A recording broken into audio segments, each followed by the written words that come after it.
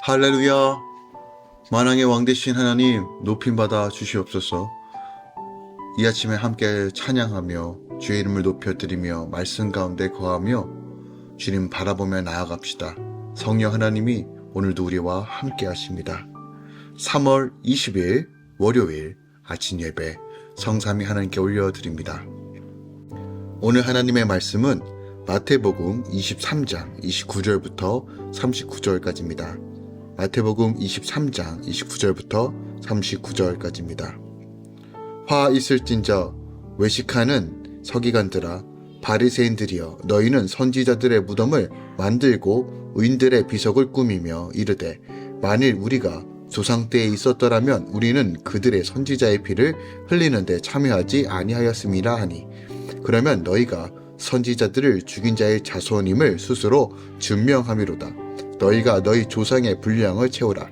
뱀들아 독사의 새끼들아 너희가 어떻게 지옥의 판결을 피하겠느냐.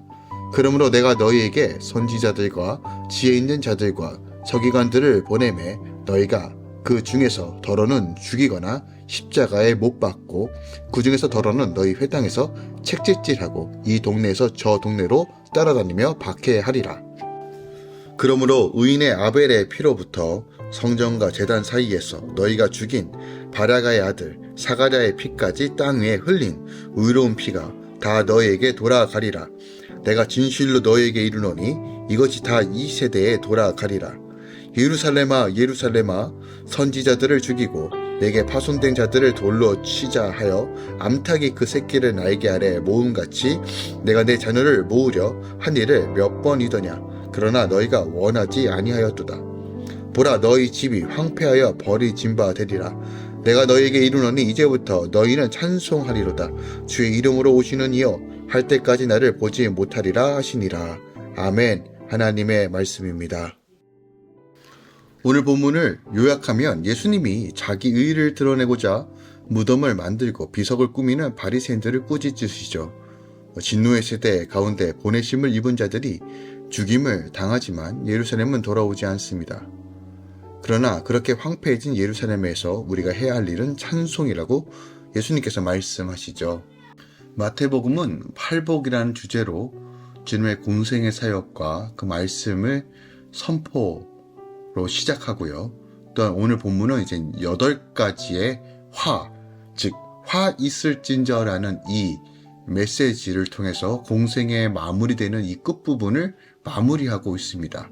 그러니까 복음은 그것을 받아들이는 자, 복음을 받아들이는 자에게는 8가지의 복이 임하는 반면 예수를 배척하고 부정하는 자에게 이 심판과 저주가 근거가 된다는 것이죠. 오늘 본문 말씀을 조금 더 절별로 살펴보겠습니다. 먼저 29절부터 33절까지 서기관들과 바리새인들이 자신들이 선지자를 죽인 조상의 죄와 상관없다는 것을 보여주고자 선지자들의 무덤을 만들고 의인들의 비석을 꾸몄다고 기록하고 있습니다. 이는 나라면 그렇게 하지 않았을 거야 라며 자기의 의로움을 드러내는 행위였습니다. 하지만 인간은 죄인입니다. 그 죄를 벗어날 수 없습니다. 또한 얼마든지 죄를 지을 수밖에 없는 존재입니다. 자신의 더러움을 모르고 계속 겉만 꾸민다면 자기가 조상보다 더 악한 죄인임을 증명하는 셈이고 결국 그로 인하여 지옥 판결을 피할 수 없다는 것이 오늘 본문 말씀의 핵심입니다.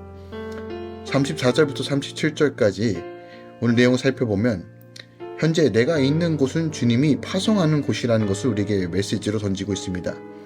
환경이 비록 힘들고 어렵고 죽을 것 같아도 내가 순종하는 것을 주님은 다 알아주신다는 것이죠. 예수님은 의인 아벨부터 요아스 왕에게 직언을 하다 돌에 맞아 죽은 사가랴까지 순교자의 피가 불법 있는 자에게 돌아간다고 하십니다. 이 땅에서 진노가 터져 회개할 기회를 얻는 것이 축복이고 진노가 쌓여 예수님을 믿지 않고 가는 것이 저주라는 것이죠. 그래서 주님이 화려하지만 진노가 쌓인 예루살렘 성을 보시며 오히려 탄식하시는 것이에요. 38절부터 39절까지는 찬송하라고 우리에게 가르쳐 줍니다. 주님의 형벌은 저주가 아니라 사랑의 표현이라는 것이죠. 주님은 우리가 형벌을 받아 멸망하지 않고 그 고난 가운데서 하나님을 찬양하게 될 것을 기다리십니다. 주님이 우리에게 황폐한 환경을 주시는 것도 거기서 자기 죄를 깨닫고 하나님의 이름을 부를 수밖에 없는 겸손을 갖기 원하기 때문이다 라고 오늘 본문이 우리에게 가르쳐주고 있는 겁니다. 우리는 황폐한 가정과 직장과 교회가 돌아와 찬송하기 원하시는 주님의 소망에 응답해야 한다는 것이죠.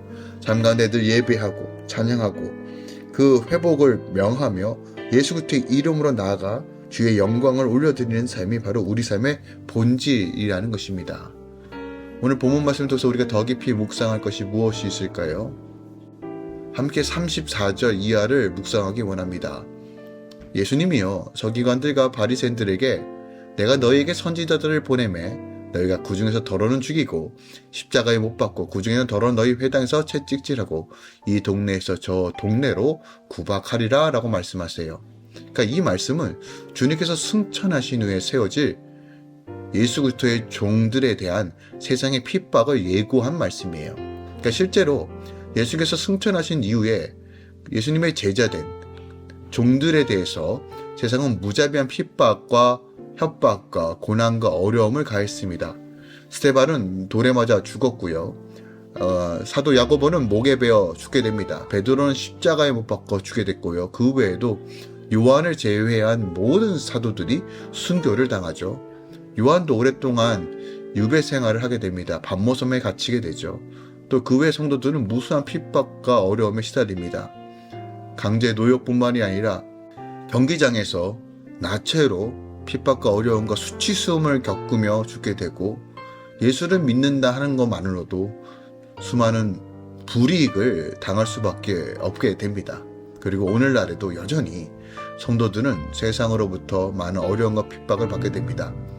하나님의 말씀에 벗어난 인간의 감정과 이성으로 판단으로 만들어놓은 수많은 법들로 인하여 우리의 믿음과 우리의 신앙은 공격을 받게 되고 거짓된 생각들과 시스템으로 인하여 우리는 수많은 어려움과 경고를 받게 됩니다.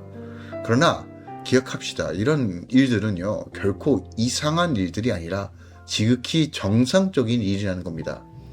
그러니까 우리가 이것을 어떻게 바라볼 것인지, 이 세상에 흘러가는 것을 어떻게 바라볼 것인지를 우리가 분별할 줄 알아야 됩니다. 이 세상의 공중권세 잡은 자는 사단 마귀입니다. 그리고 그 사단 마귀는 예수님과 주님을 믿는 성도들의 원수이고 끝까지 이간과 미혹과 어려움과 수단과 방법을 가리지 않고 하나님부터 분리시키려고 하는 존재입니다. 그러면 성도들이 이 땅에서 사는 동안에 세상으로부터 칭찬이 아니라 박해를 받는 것, 고난과 어려움을 받는 건 지극히 정상적인 일입니다. 이렇게 말씀드려서 조금은 불편할 수 있지만 예수 믿는 것이 마냥 행복하고 그리고 우리가 잘 살아가는, 그러니까 세상에서 말하는 어떤 고난과 어려움 없이 평안한 삶을 사는 것은 아니라는 것이에요. 그래서 베드로는요 성도들 향해 너희를 시험하려고 하는 모든 불시험을 이상한 일로 당하는 것을 이상히 여기지 말고 오직 너희가 그리스도의 고난에 참여하는 것을 즐거워하라고 베드로전서 4장 12절에서 13절에 권면합니다. 실질적으로 그 당시 화형식과 불에 타 죽고 고난과 핍박과 어려움 가운데 있었던 성도들에게 이 말씀을 강력하게 선포하는 것이에요. 그리스도의 고난에 참여하는 것이 우리의 부르심이고 그것을 즐거워하고 찬양해야 된다는 거예요. 세상에서 믿음을 지키기 위하여 또한 예수님 때문에, 예수님을 사랑하기 때문에, 예수님을 선택했기 때문에 수치와 어려움과 손해를 감당하신 분들이 계실 것입니다. 그러나 이것이 계속 반복되다 보면 우리도 연약하기에 때로는 타협하고 싶고 때로는 믿음을 저버리고 싶은 것도 현실입니다. 그렇지만 우리가 기억합시다. 세상의 가치와 기준이 아니라 하나님의 말씀의 기준이 진리이고 생명인 것을 알기에 우리가 하나님의 뜻을 향해 나아가는 것입니다. 그리고 그런 이를 믿음을 지키기 위해 받는 순환과 어려움에 대해서 이것을 이상하게 여기지 말고 그럼에도 불구하고 주님을 바라봅시다. 예수를 믿는 삶이 평안과 칭찬만 있을 거라는 생각을 버리고 주님의 고난에 동참하며 주의 십자가를 바라보는 삶, 그리고 그 영원한 하나님의 나라를 사모함으로 믿음으로 걸어가는 삶, 그것을 위해 오늘도 성령을 의지하고 말씀 가운데 거하며 믿음으로 걸어가시길 예수 그리스도의 이름으로 부탁드리고 또 축복합니다. 하나님께서 우리와 함께 하십니다. 이미 예수님께서 걸어가신 그 길입니다. 우리가 믿음으로 바라볼 때 성령께서 능히 감당하며 세상을 이길 수 있는 믿음으로 인도하실 것입니다. 인내와 기다림으로 이 모든 것들을 이겨낸 자들에게 하나님께서 영광의 면류관, 생명의 면류관으로 주시겠다고 약속하십니다. 우리가 그날을 기억합시다. 심령이 가난하고 온유한 자, 긍휼히 여김을 형편케 하고 그리스도 위에 고난의 길을 건너가는 자, 주님께서 반드시 갚아주십니다. 우리는 이 땅에서 삶이 끝이 아니라 영원한 나라를 향해 나가는 것입니다. 이 땅에 살지만 끝까지 믿음을 지키며 주의 공의와 정의를 행하며 세상의 방식이 아니라 하나님의 방식으로 살아가기를 사모하십시오. 교회로서 살아가십시오. 거룩한 신부로서 살아가십시오. 그리고 주의 도우신 가운데 오늘도 믿음으로 걸어가십시오. 오늘도 주님이 우리와 함께 하십니다. 함께 기도합시다. 사랑하는 주님 감사드립니다. 우리가 하나님 죄를 미워하고 하나님을 사랑하는 방식, 하나님의 긍휼과 은혜로 걸어가는 삶, 성령의 인도하심 따라 날마다 복음으로 살아가는 삶을 살게 하소서.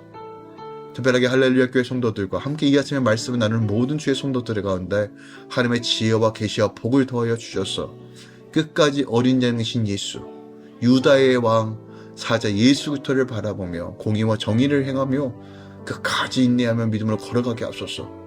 주님 도우소서.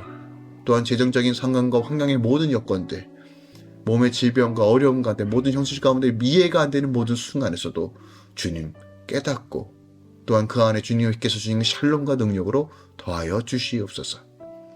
이제는 우리 주 예수 그리스도의 은혜와 우리 하나님 아버지의 놀랍고 지극하신 사랑과 성령님의 내교통 충만 역사하심이 이제부터 영원까지 함께 계시길 축원하노라. 아멘.